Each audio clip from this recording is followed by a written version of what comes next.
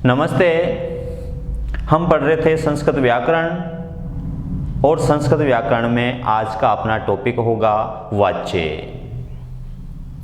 संस्कृत व्याकरण का आपके अनुसार यदि कोई सबसे कठिन टॉपिक है तो वह है वाच्य। जिसमें सबसे ज़्यादा बच्चे परेशानी महसूस करते हैं वह टॉपिक है वाच्य। जिस टॉपिक में बच्चों को परीक्षा में सबसे ज़्यादा भय लगता है वह टॉपिक है वाच्य। लेकिन साथियों, वाच्य से डरने की आवश्यकता नहीं है। वाच्य का जो टॉपिक है बड़ा संक्षिप्त और बड़ा व्यवस्थित टॉपिक है। यदि इसको व्यवस्थित तरीके से पढ़ा जाए तो इसका प्रश्न गलत नहीं होता। वाच्य से इतना डरने की आवश्यकता नहीं है, ये इतना कठिन भी नहीं है जितना हम इसको समझते हैं। वाच्य के टॉपिक में सबसे पहली बात जो हमें ध्यान रखनी है वो ये है कि वाच्य को जब भी परिवर्तित कराया जाए, अगर कर्तृ वाच्य का वाक्य दिया और हमसे पूछा कि इसका कर्मवाच्य क्या होगा, कर्मणि परिवर्तयत, इसको कर्मवाच्य में बदलो, या कर्मवाच्य का वाक्य दे दिया और हमसे पूछा कि कर्तृवाच्य परिवर्तयत, कर्तृवाच्य में बदलो। तो ध्यान रहे, जब हम वाच्य परिवर्तन करते हैं तो वाच्य परिवर्तन करते समय केवल 3 चीजों में चेंज होता है, 3 शब्दों में चेंज होता है, और वे 3 शब्द हैं कर्ता, कर्म और क्रिया। इन 3 के अलावा जितने भी शब्द होते हैं वाक्य में वे शब्द यथावत रहते हैं, वैसे के वैसे रहते हैं, उनमें कोई चेंज नहीं करना।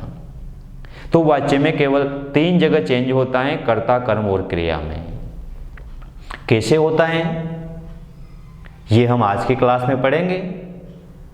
वाच्य का जो टॉपिक है उसमें आपको सबसे पहले तो ये ध्यान रखना है कि वाच्य के जो 3 भेद हैं वो कौन कौन से हैं, कर्तृवाच्य, कर्मवाच्य और भाववाच्य। अब जो वाच्य परिवर्तन की जहाँ तक बात है कि कर्तृवाच्य को कर्मवाच्य में कैसे बदलें, कर्मवाच्य को कर्तृवाच्य में कैसे बदलें, या भाववाच्य को कर्मवाच्य में कैसे बदलें, या कोई वाक्य दे दिया और हमसे पहचानने के लिए भी कहा जा सकता है कि ये वाक्य किस वाच्य का है। 4 वाक्य, एक वाक्य दे देंगे, तीनों वाच्य ऑप्शन में दे देंगे। या फिर ये भी पूछा जा सकता है कि इनमें से कर्मवाच्य का वाक्य कौन सा है, 4 वाक्य दे देंगे ऑप्शन में। वाच्य को कैसे पहचाने और वाच्य को एक वाच्य से दूसरे वाच्य में परिवर्तन कैसे करें, इसके लिए आपको केवल 5 बातें बताऊंगा मैं। अगर 5 छोटी छोटी सी बातें आपने मान ली तो वाच्य का टॉपिक बड़ा आसान हो जाएगा। 5 छोटी छोटी सी बातें। सबसे पहली बात वाच्य की, सबसे पहली बात यह है कि कर्ता जो वाक्य का जिसके अनुसार क्रिया आती है कर्तृवाच्य में, जैसा हम अब तक याद रखते आए हैं कि वाक्य में क्रिया का प्रयोग कर्ता के अनुसार होता है, जैसा कर्ता होता है वैसी क्रिया होती है। जिस पुरुष और वचन का कर्ता होता है उसी पुरुष और वचन की क्रिया होती है। मैं उस कर्ता की बात कर रहा हूं। सबसे पहली बात, 5 बातें आपको ध्यान रखनी है, और उन 5 बातों में से सबसे पहली बात यह है कि कर्ता में केवल 2 विभक्तियां आ सकती हैं, या तो प्रथमा या तृतीया। इन दोनों के अलावा कर्ता में कोई तीसरी विभक्ति नहीं आ सकती। पहली बात याद हुई, साथ साथ याद करते हुए चलें। जैसे आपको पहली से 5वीं तक सारी बातें याद हो जाए, समझ लेना वाच्य का प्रश्न आपके गलत नहीं होगा। सबसे पहली बात, कर्ता में केवल 2 विभक्तियां आ सकती है। मैं अभी वाच्य की बात नहीं कर रहा, किस वाच्य में कौन सी विभक्ति आती है मैं इसकी बात नहीं कर रहा। आप तो केवल 5 फंडामेंटल बातें याद रख लो, आधारभूत बातें याद रख लो। सब कुछ इन्हीं पर बनेगा, सारा वाच्य का घर इन 5 नींव के पत्थरों पर ही बनेगा।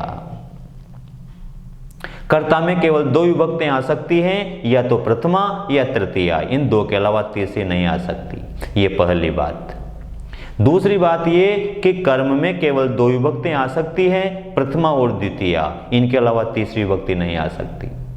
पहली बात, कर्ता में 2 विभक्तियां आ सकती हैं, प्रथमा और तृतीया। दूसरी बात, कर्म में 2 विभक्तियां आ सकती हैं, प्रथमा और द्वितीया। और तीसरी बात, किसी भी वाक्य में कर्ता और कर्म दोनों में कभी एक साथ प्रथमा नहीं आ सकती। ऐसा कोई वाक्य नहीं है संसार में, संस्कृत भाषा में, जिसमें कर्ता और कर्म दोनों में एक साथ प्रथमा आ जाए एक ही वाक्य में। कर्ता में भी प्रथमा और कर्म में भी प्रथमा, ऐसा कभी नहीं होगा। या तो कर्ता में आएगी प्रथमा या फिर कर्म में प्रथमा विभक्ति आएगी, और में प्रथमा विभक्ति नहीं आएगी।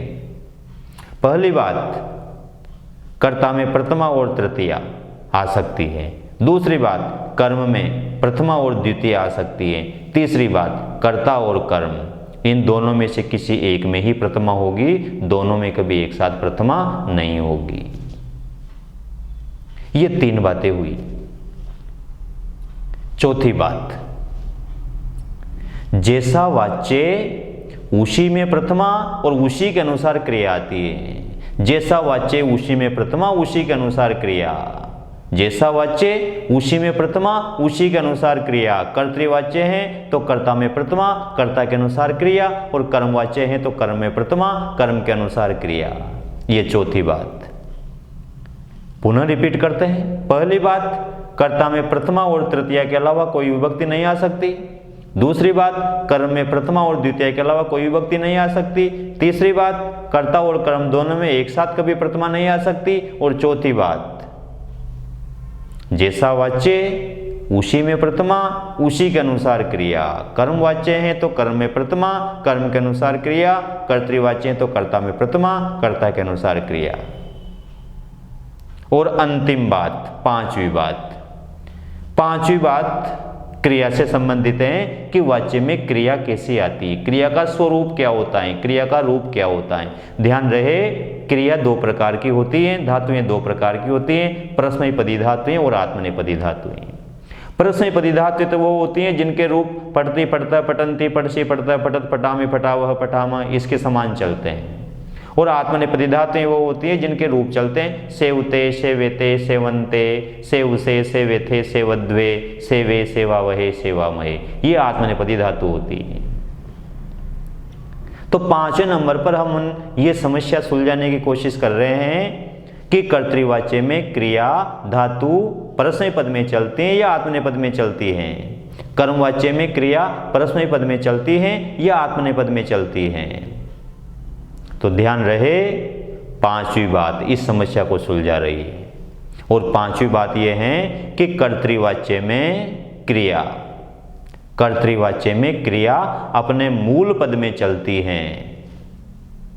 यहां पर ये भूल जाओ आपके कर्तृवाच्य में तो परस्मैपदी आती है, कर्मवाच्य में आत्मनेपदी आती है, ऐसा नहीं है, ये गलत जानकारी है।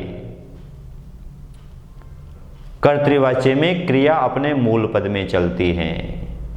अगर परस्मैपदी धातु है तो परस्मैपद में ही चलेगी, और आत्मनेपदी धातु है तो आत्मनेपद में ही चलेगी। कर्मवाच्य में, ये तो बात हुई कर्तृवाच्य की। कर्तृवाच्य में क्रिया अपने मूल पद में चलती है, परस्मैपदी धातुएं परस्मैपद में चलती हैं, आत्मनेपदी धातुएं आत्मनेपद में चलती हैं। किंतु कर्मवाच्य और भाववाच्य में क्रिया सदैव आत्मनेपद में ही चलती है। साथ में धातु प्रत्यय के बीच ये जुड़ जाता है, जैसे पट्ठे थे सेव्य थे गम्य थे लिखे थे चल लेते, इस तरह से। ये 5वीं बात क्या पढ़ी हमने? कर्तृवाच्य में क्रिया अपने मूल पद में चलती है, जबकि कर्मवाच्य में क्रिया हमेशा आत्मनेपद में चलती है तथा धातु व क्रिया के बीच ये जुड़ जाता है, कर्मवाच्य में भी और भाववाच्य में भी। बस ये 5 बातें ध्यान रखनी है, इनसे पूरा वाच्य का टॉपिक क्लियर हो जाएगा। ये जो 5 बातें हैं, इन 5 बातों को हम लिख लेते हैं। हम पढ़ रहे हैं वाच्य, और वाच्य में मैंने आपसे 5 बातें मानने की अपेक्षा रखी है, केवल 5 बातें छोटी छोटी सी, जिनमें से भी कुछ तो आपको याद है। सबसे पहली बात वह है कि कर्ता में केवल 2 विभक्तियां आ सकती हैं। कर्ता में केवल प्रथमा व तृतीया आ सकती है, इसके अलावा और नहीं आ सकती। केवल प्रथमा व तृतीया आ सकती है। दूसरी बात ये कि कर्म में केवल प्रथमा व द्वितीया आ सकती है। इन दो के अलावा कोई तीसरी विभक्ति कर्म में नहीं आ सकती। तीसरी बात जो हमने पढ़ी वो ये पढ़ी कि कर्ता व कर्म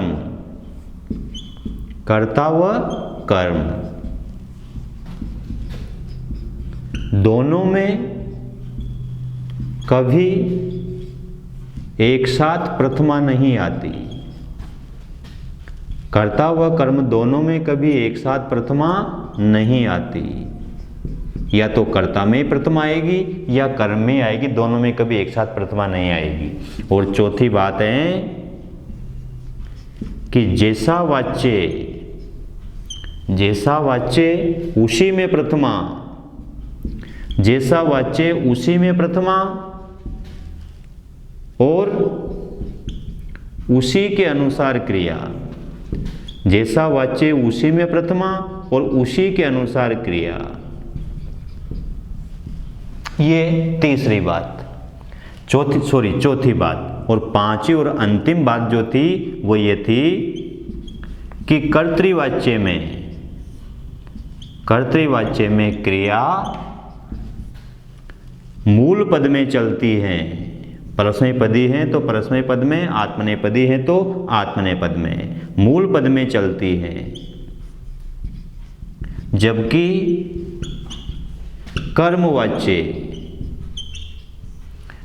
कर्मवाच्य व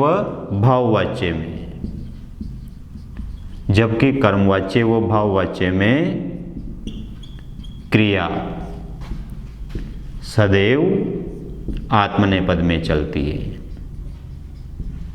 आत्मनेपद में तो चलेगी सही, लेकिन साथ में आत्मनेपद में चलती है और साथ में बीच में ये जुड़ेगा, धातु व प्रत्यय के बीच में ये जुड़ेगा। जैसे पठ्यते, लिख्यते, गम्यते, चल्यते, इस तरह से। ये 5 बातें आपको ध्यान रखनी है। 5 के अलावा किसी भी छठी बात को याद करने की कोई न तो जरूरत है और न उसका कोई प्रयोजन है। इन 5 बातों से पूरे वाक्य का टॉपिक क्लियर हो जाएगा। कैसे? आप इनको नोट करो, स्क्रीनशॉट लो, फिर देखते हैं 5 इन छोटे छोटे सी 5 बातों से कैसे वाक्य बनते हैं।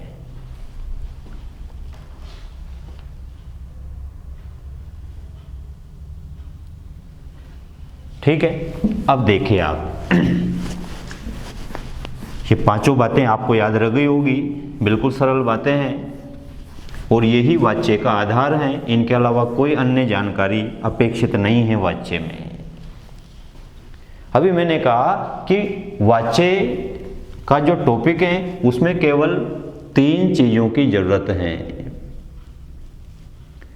एक तो कर्ता, दूसरा है कर्म और तीसरी है क्रिया।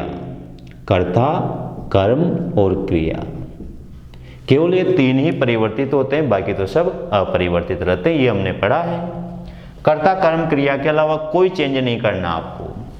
अब जो वाक्य हैं, वाक्य में सबसे पहला वाक्य है अपना कर्तृवाच्य, दूसरा वाक्य है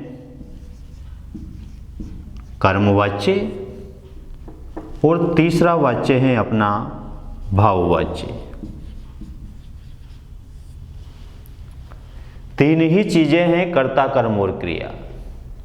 अब कर्तृवाच्य में कर्ता में कौन सी विभक्ति आएगी, कर्म में कौन सी विभक्ति आएगी, क्रिया किसके अनुसार आएगी, बस यही चीजें सीखनी, इन्हीं का उपयोग होता है।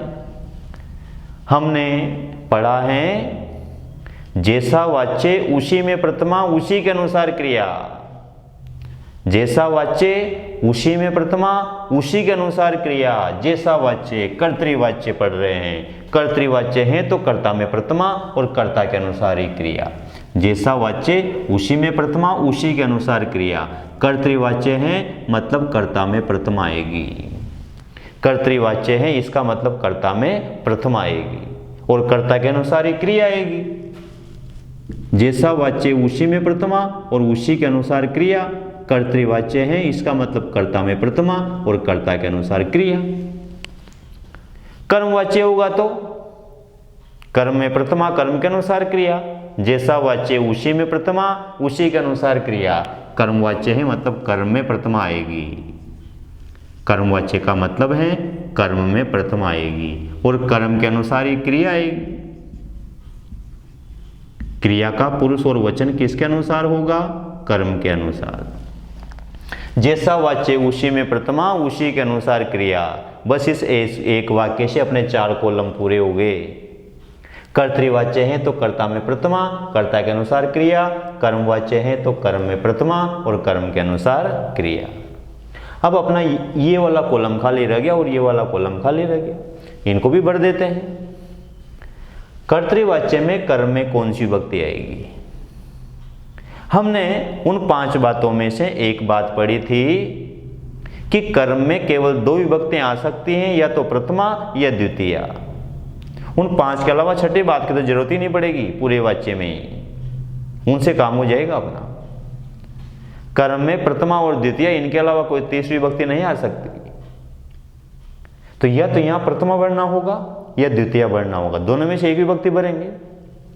अब यहां में प्रथमा नहीं भर सकता, कारण क्योंकि हमने एक बात यह भी पढ़ी है कि कर्ता और कर्म दोनों में कभी एक साथ प्रथमा नहीं आएगी। प्रथमा कर्ता में आ चुकी, इसका मतलब अब कर्म में प्रथमा नहीं आ सकती। अब प्रथमा तो आ ही नहीं सकती क्योंकि तो कर्ता में आ गई। अब बची कौन सी? द्वितीय। प्रथमा और द्वितीय के अलावा तीसरी विभक्ति तो कर्म में आती ही नहीं है, तो मैं मजबूरी में यहां पर कौन सी भर रहा हूं? द्वितीय। इसके अलावा और भर ही नहीं सकते, क्योंकि कर्म में 2 विभक्ति आ सकती हैं, प्रथमा और द्वितीय। प्रथमा तो कर्ता में आ गई, कर्ता कर्म दोनों में कभी एक साथ प्रथमा आती ही नहीं है। बचा कर्म, बची द्वितीय, तो कर्म में केवल द्वितीय आ गई। एक कॉलम अपना ये खाली बच गया कि कर्मवाच्य में कर्ता में कौन सी विभक्ति आती है। कर्ता में कौन सी विभक्ति लगाएंगे हम? कर्ता में केवल 2 ही तो विभक्तियां आ सकती हैं, या तो प्रथमा या तृतीय। हमने आज ही पढ़ा है, या तो प्रथमा या तृतीय, इन 2 के अलावा तीसरी विभक्ति नहीं आ सकती। अब यहां पर कर्ता में प्रथमा नहीं आ सकती। प्रथमा इसलिए नहीं आ सकती क्योंकि प्रथमा तो कर्म में आ गई, कर्ता कर्म दोनों में कभी एक साथ प्रथमा आ ही नहीं सकती। अब प्रथमा कर्म में आ गई मतलब कर्ता में प्रथमा नहीं आएगी। कर्ता में प्रथमा नहीं आएगी तो फिर कौन सी आएगी? जो बची है वही आएगी, तृतीय। प्रथमा और तृतीय के अलावा और तो आ ही नहीं सकती फिर, तो यहां पर मैं भर दूंगा तृतीय। ठीक है। अब बात आती है भाववाच्य की। भाववाच्य में कर्म का अभाव रहता है, भाववाच्य में कर्म नहीं होता। भाववाच्य में कर्म रहता ही नहीं है। अब भाववाच्य में कर्म नहीं रहता, ठीक है, कर्म की तो कर्म का अभाव रहता है, कर्म नहीं होता तो कर्म की तो और अपने संकट ही मिटा कर्म का। तो अब बच्चा कर्ता। कर्ता में कौन सी विभक्ति लगाएं? अब कर्ता में 2 विभक्तियां आ सकती है, या तो प्रथमा भरें या फिर तृतीया भरें। प्रथमा नहीं भर सकते यहां। प्रथमा इसलिए नहीं भर सकते हैं क्योंकि अगर मैं यहां प्रथमा भर दूंगा तो फिर वो तो कर्तृवाच्य बन जाएगा, क्योंकि जैसा वाच्य उसी में प्रथमा, जैसा वाच्य उसी में प्रथमा। अगर प्रथमा कर्ता में है इसका मतलब वो कर्तृवाच्य है, तो यहां पर मैं कर्ता में प्रथमा नहीं भर सकता क्योंकि मैं कर्तृवाच्य नहीं बना रहा। प्रथमा भर दूंगा तो कर्तृवाच्य बन जाएगा। अब प्रथमा नहीं भरूं तो फिर कौन सी भरूं? कर्ता में 2 ही तो आ सकते हैं विभक्तियां, या तो प्रथमा या तृतीय है। अब प्रथमा नहीं भर सकता तो फिर मैं तृतीय भरूंगा यहां पर। तो भाववाच्य में कर्ता में तृतीय आ गई और कर्म का अभाव रहता है। अब बची क्रिया। क्रिया किसके अनुसार आएगी? जैसा वाच्य उसी में प्रथमा, उसी के अनुसार क्रिया। कर्तृवाच्य है तो कर्ता के अनुसार क्रिया, और कर्मवाच्य है तो कर्म के अनुसार क्रिया, और भाववाच्य है तो भाव के अनुसार क्रिया। भाव किसे कहते हैं? भाव का मतलब क्रिया ही होता है। भाव का मतलब है क्रिया। कर्ता, कर्तृवाच्य में कर्ता की प्रधानता होती है, कर्मवाच्य में कर्म की प्रधानता होती है, और भाववाच्य में भाव की प्रधानता होती है। भाव का अर्थ होता है क्रिया। तो क्रिया क्रिया के अनुसार ही आती है, मतलब अपने अनुसार ही आती है। और इसने डिसाइड कर लिया क्रिया ने कि मैं तो प्रथम पुरुष एकवचन में ही रहूंगी, तो जो भाववाच्य की क्रिया है वह हमेशा प्रथम पुरुष एक वचन की आती है, न तो कर्ता के अनुसार आती, न कर्म के अनुसार आती, खुद के अनुसार ही आती है। फिक्स कर लिया मैं प्रथम पुरुष एक वचन ही रहूंगी, किसी के अनुसार नहीं चलूंगी। ये भाववाच्य के कॉलम्स की भी पूर्ति हो गई। 5 बातों के अलावा कोई छठी बात यूज में आई हो तो बताओ। इन्हीं 5 बातों से सब कॉलम्स की पूर्ति होगी और अभी एक बात बाकी है, 5वीं बात। ये तो 4 बातों से ही पूरा हो गया अपना। यहां आप ये समझ जाओगे कि किस वाच्य में कर्ता में कौन सी विभक्ति आती है, कर्म में कौन सी विभक्ति आती है और क्रिया के पुरुष वचन किसके अनुसार आते हैं, ये तो समझ जाओगे आप।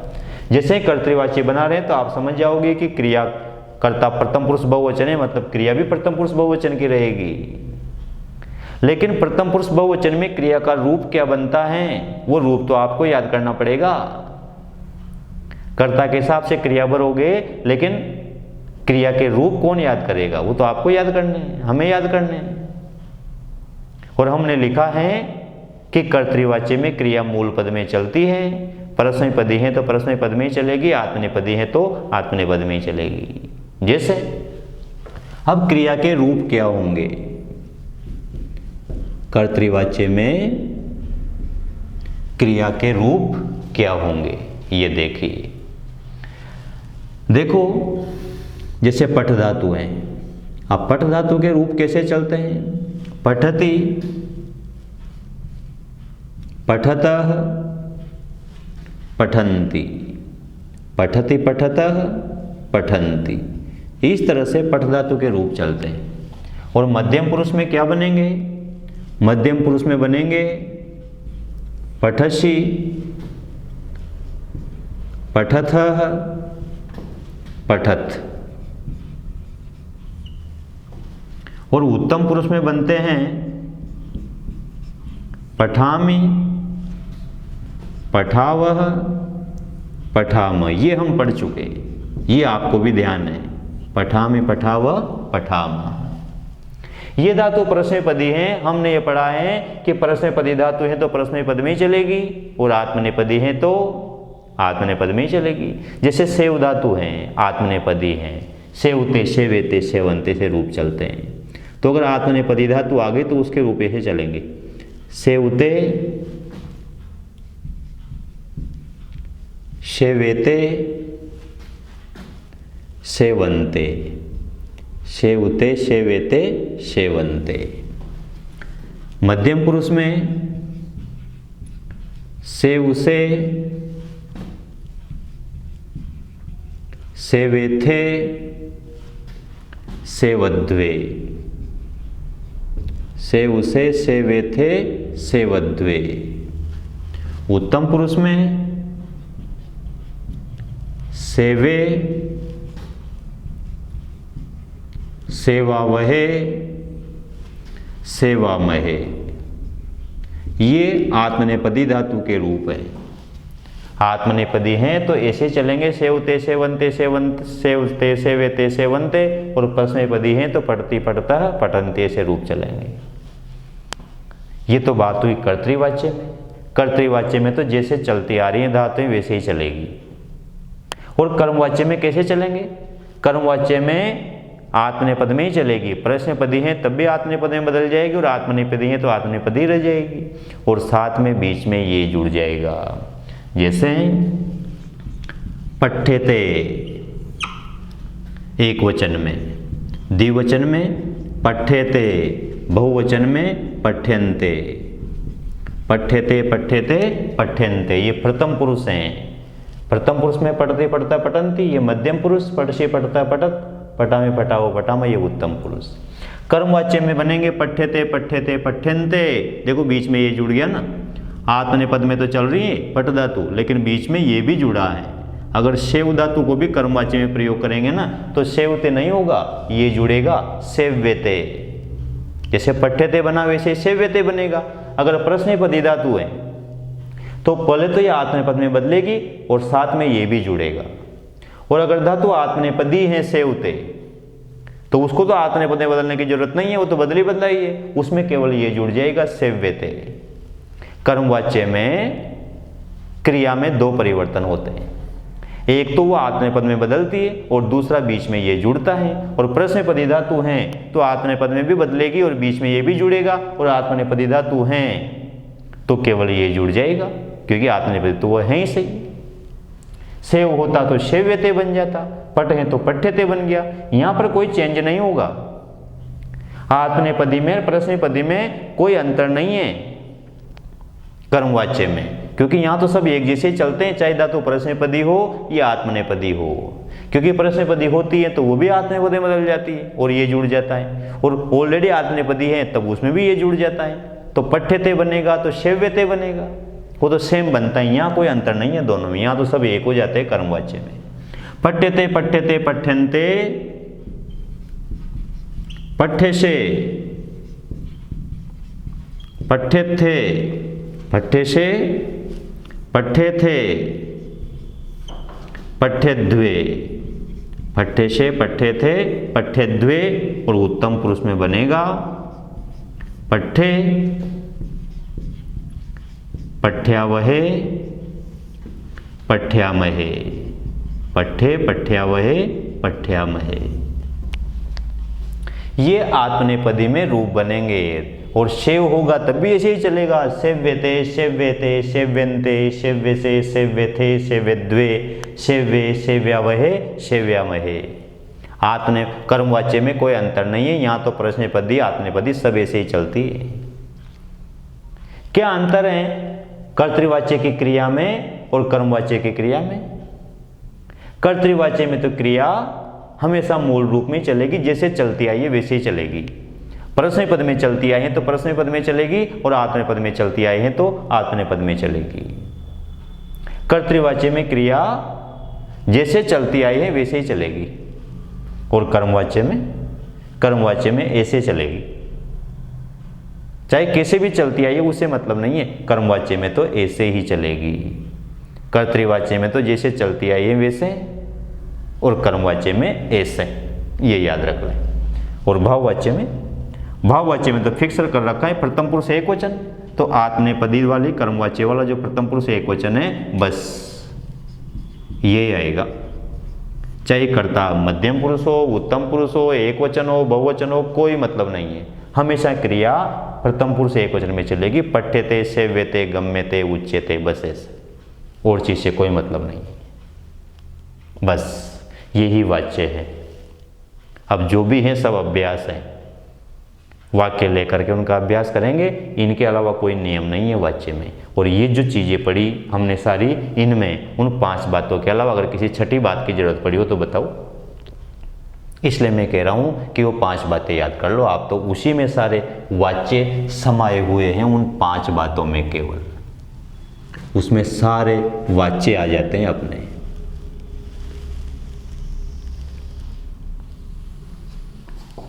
यही वाच्य हैं, ये वाच्य का संक्षिप्त रूप है, इन्हें आप अच्छे प्रकार से याद कर लें। नियम सारे इसी में हैं, सारे नियम इसी में समाये हुए हैं। अब अगर कुछ याद करना है तो शब्द रूप याद करने हैं, धातु रूप याद करने हैं। नियम तो सब यही है, अब शब्द रूप धातु रूप हमें याद करने हैं। तृतीया में क्या बनेगा, प्रथमा में क्या बनेगा, अब ये तो हमें याद करने पड़ेंगे, यहाँ तो हमारी कोई सहायता नहीं करेगा।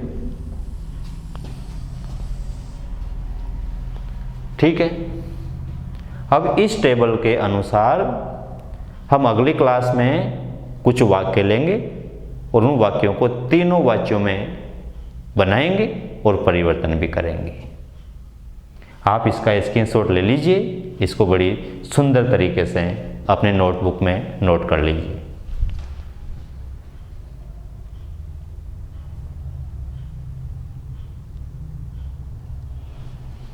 ठीक है, तो साथियों ये थे अपनी आज की क्लास, जिसमें हमने वाच्यों के सारे नियम पढ़े हैं। अगली क्लास में हम उदाहरणों के साथ इन नियमों का अभ्यास करेंगे, इनका सामान्यीकरण करेंगे, इनको स्थायी करेंगे। आज की क्लास को यहीं विराम देते हैं, अगली क्लास में फिर मिलेंगे। नमस्ते।